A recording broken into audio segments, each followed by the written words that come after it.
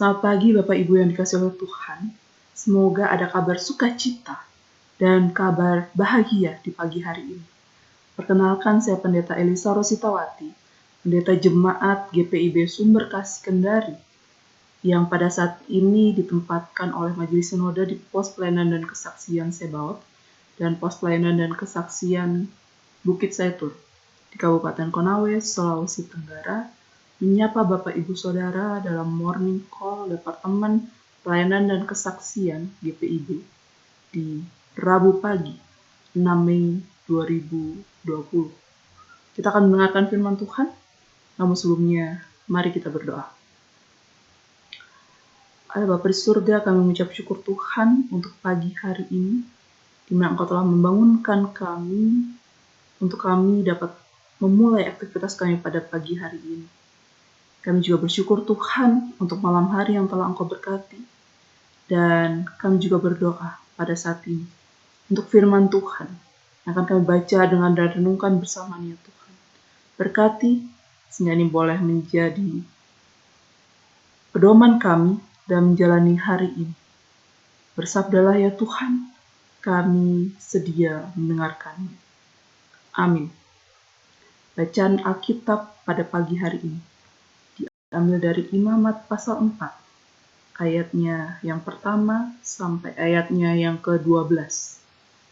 Imamat pasal 4, ayat pertama sampai ke-12. Di bawah judul Korban Penghapus Dosa. Tuhan berfirman kepada Musa, "Katakanlah kepada orang Israel, apabila seseorang tidak dengan sengaja berbuat dosa dalam suatu hal yang dilarang Tuhan, dan ia memang melakukan salah satu daripadanya, maka jikalau yang berbuat dosa yaitu imam yang diurapi, sehingga bangsanya turut bersalah, haruslah ia mempersembahkan kepada Tuhan karena dosa yang telah diperbuatnya itu, seekor lembu jantan muda yang tidak bercela sebagai korban penghapus dosa. Ia harus membawa lembu itu ke pintu kemah pertemuan, ke hadapan Tuhan, lalu ia harus meletakkan tangannya ke atas kepala lembu itu, dan menyembelih lembu itu di hadapan Tuhan. Imam yang diurapi itu harus mengambil sebagian dari darah lembu itu, lalu membawanya ke dalam kemah pertemuan. Imam harus mencelupkan jarinya ke dalam darah itu, dan memercikkan sedikit dari darah itu 7 kali di hadapan Tuhan, di depan tabir penyekat tempat kudus. Kemudian imam itu harus membubuh sedikit dari darah itu pada tanduk-tanduk mezbah pembakaran ukupan dari wangi-wangian, yang ada di hadapan Tuhan di dalam kemah pertemuan, dan semua darah selebihnya harus dicurahkannya kepada bagian bawah mezbah korban bakaran yang di depan pintu kemah pertemuan. Segala lemak lembu jantan korban penghapus dosa itu harus dikhususkannya dari lembu itu, yakni lemak yang menyelubungi isi perut, dan segala lemak yang melekat pada isi perut itu. Dan lagi, kedua buah pinggang dan lemak yang melekat padanya, yang ada pada pinggang dan umbai hati yang harus dipisahkannya beserta buah pinggang itu. Sama seperti yang dikhususkan dari lembu korban keselamatan, imam harus membakar semuanya di atas mezbah korban bakaran. Adapun kulit lembu jantan itu dan segala dagingnya, beserta kepala dan betisnya dan isi perutnya dan kotorannya. Jadi lembu jantan itu seluruhnya harus dibawanya keluar perkemahan, ke suatu tempat yang tahir, ke tempat pembuangan abu, dan lembu itu harus dibakarnya sampai habis di atas kayu api di tempat pembuangan abu. Demikian pembacaan Alkitab. Kiranya firman Tuhan ini boleh berlaku dalam kehidupan kita. Bapak Ibu yang dikasihi oleh Tuhan, korban penghapus dosa yang ada di dalam Alkitab yang kita baca tadi dipakai untuk menghapus dosa. Dalam perikop kali ini, tindakan penghapusan dosa melalui korban berupa seekor lembu jantan muda yang tidak bercela. Dalam bacaan ini juga Bapak Ibu Saudara, dipakai contoh imam yang kedapatan tidak sengaja melakukan dosa dan kesalahan. Dalam kondisi inilah, umat dan juga orang-orang yang ada di sekitarnya seakan-akan juga turut berdosa. Dalam dosa inilah diperlukan upacara untuk dapat menghapus dosa yang dilakukan oleh imam itu tadi, yaitu korban penghapus dosa, lembu jantan muda. Bapak Ibu sekalian, tidak ada manusia yang sempurna. Baik kita yang masih kecil, baik kita yang sudah dewasa, yang punya banyak pengalaman pun tidak luput dari kesalahan dan dosa. Tidak ada manusia yang sempurna, Bapak Ibu Saudara. Kita pasti pernah melakukan kesalahan dan dosa. Kecil besarnya, sengaja atau tidak disengaja, pasti pernah. Namun yang penting adalah kita mau mengakui dosa dan kesalahan kita itu di hadapan Tuhan. Jangan ada yang ditutupi di hadapan Tuhan. Korban penghapus dosa ini bisa jadi akan selalu dilakukan apabila ketahuan bersalah. Tapi dalam minggu-minggu Paskah ini, kita mengingat ada kurban penghapus dosa yang justru cuma sekali, yaitu kurban keselamatan Yesus Kristus. Yesus Kristus sendiri yang dikurbankan untuk menghapus dosa dan kesalahan kita. Bahkan bisa jadi sampai kapanpun Yesus akan kita ingat karyanya. Kita ingat pengorbanannya di kayu salib untuk menghapus dosa dan kesalahan kita. Jemaat yang dikasih oleh Tuhan, kalau kita mengingat Alkitab ini, kita pasti yakin dan percaya bahwa Allah adalah sumber hidup kita. Dan kepada Allah juga hidup kita harus dipertanggungjawabkan. Dalam pembacaan kita pada pagi hari ini, sebagai umat Kristen yang percaya, kita diminta untuk meninggalkan kesenangan-kesenangan dunia yang bisa saja membawa kita jatuh dalam kesalahan dan dosa. Kita kembali taat dan setia kepada Tuhan. Kita diminta untuk terus jalan dalam terang kasih Tuhan, dalam sikap taat dan setia.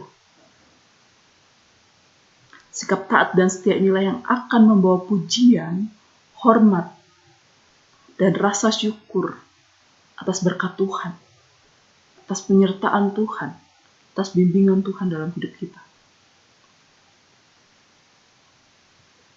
Kalau tadi diberikan contoh imam, saya ajak Bapak Ibu Saudara untuk juga berdoa bagi para imam, bagi para pemimpin dimanapun berada. Doakan mereka agar mereka tidak lalai dalam menjalankan tugas dan tanggung jawabnya. Doakan mereka agar mereka terus boleh berkarya, melayani, seturut dengan hikmat dan pengertian daripada Tuhan. Serta doakan juga mereka, sehingga mereka boleh terus mengingat, mengandalkan Tuhan dalam karya hidupnya. Siapapun mereka, doakan agar mereka boleh terus hikmat dan bijaksana dalam memutuskan setiap keputusan-keputusan yang dipakai untuk keberlangsungan hidup orang-orang yang dipimpinnya, orang-orang yang ada di sekitarnya, Bapak Ibu. Kiranya firman Tuhan ini boleh kita pakai dalam hidup kita, tinggalkan dosa dan kesalahan kita, berbalik kepada terang kasih Tuhan, taat dan setia. Sehingga kita boleh mengingat terus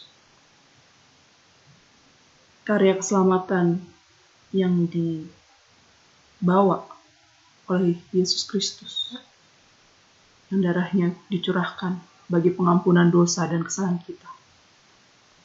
Amin. Mari kita berdoa. Allah Bapa di surga yang makasih, terima kasih Tuhan untuk firman Tuhan ini, dan firman Tuhan ini boleh terus termeterai dalam hati dan pikiran kami, dan boleh kami berlakukan dalam hidup beriman kami. Kami berdoa pada saat ini ya Tuhan untuk keluarga kami, dimanapun mereka berada ya Tuhan, Kau jaga lindungi mereka, Kau juga memberikan apa yang mereka perlukan ya Tuhan, dan Kau juga mau menjaga mereka dari segala macam mara bahaya. Kami doakan juga majelis sinode, dan juga sampai di pos-pos pelayanan dan kesaksian, berkati karya layan kami ya Tuhan. Unit-unit misioner yang ada, Engkau juga memberkati karya layan mereka. Kau juga memberikan kami semua ketekunan dalam melayani Tuhan, agar nama Tuhan semakin dipuji dan dimuliakan. Kami juga berdoa untuk para pemerintah kami, para pemimpin kami. Kau juga memberikan mereka hikmat pengertian daripada-Mu ya Tuhan. Jadikanlah hidup mereka boleh menjadi teladan yang baik bagi kami. Dan Kau juga memberikan Roh-Mu kepada mereka, agar mereka boleh memutuskan segala perkara dengan baik, sehingga boleh membawa kebaikan bagi kami, orang-orang yang dipimpinnya, dan orang-orang yang ada di dalam lingkup sosialnya ya Tuhan. Kami juga berdoa untuk jemaat kami, ketika mereka ada dalam pergumulan ya Tuhan, Kau hadir bagi mereka. Kau bantu mereka ya Tuhan, untuk mencari jalan keluar atas pergumulan yang sedang dihadapi. Yang sakit Engkau sembuhkan ya Tuhan. Bahkan yang berduka karena kehilangan orang yang dikasihi, Kau kuatkan dan Engkau hibur. Allah Bapa di surga, kami juga menyerahkan kehidupan kami pada hari ini ke dalam tangan kasih-Mu. Apapun yang kami lakukan hari ini ya Tuhan, Kau berkati, sehingga semuanya itu boleh berjalan dengan baik, seturut kehendak-Mu. Terima kasih ya Tuhan.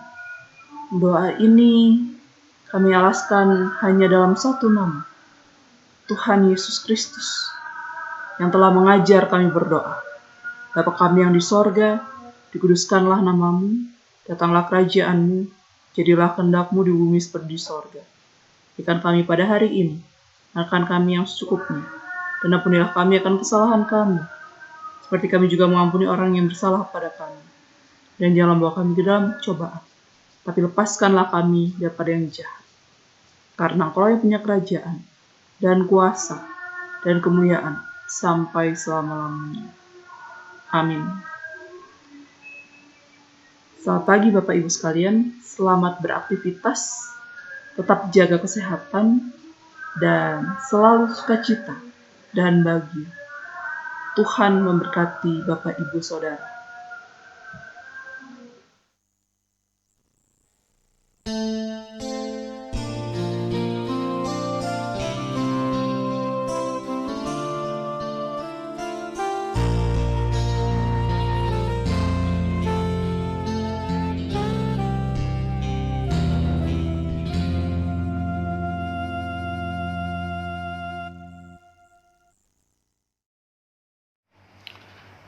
GPIB bergerak, demikian moto yang diambil oleh Satgas GPIB Sinodal.